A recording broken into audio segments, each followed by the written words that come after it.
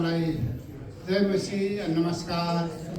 अस्ति अनमोल भाइले सानो कविता लेखेर ल्याउन सक्नुहुन्छ कि भनेर भन्नुभएको थियो। अनि मैले एउटा छोटो कविता बालहरूको कविता लेखेर ल्याएको छु। यो कविता विशेष गरेर हाम्रो अनमोल भाइ र मिना नानीको बच्चाको अब पहिलो छोरीको लागि हो र आउने फेरि धेरै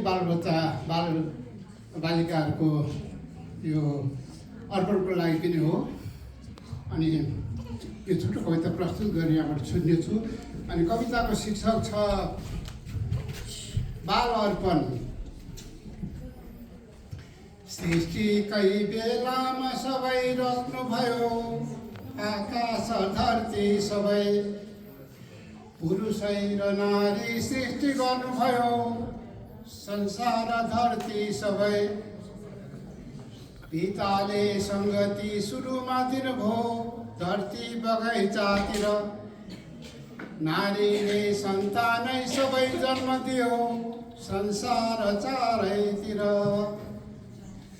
इनामै प्रभुले सन्तान दिनुभयो, गर्भैमा रच्नुभयो, सारा भुवनै उज्यालो हुन गयो, आशिष धेरै दियो।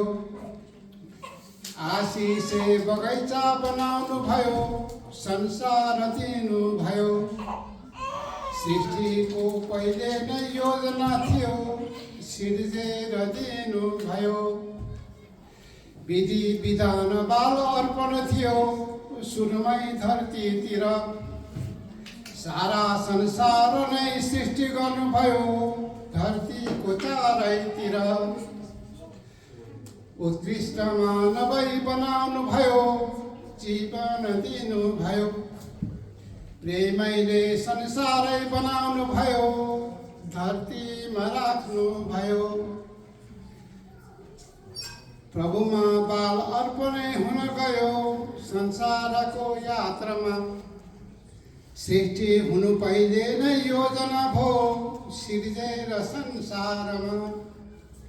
छोरा छोरीहरू इनाम हुन गयो, प्रेमैले दिनु भयो, यो सारा विधानै रचेर प्रभुले संसारमा दिनु भयो।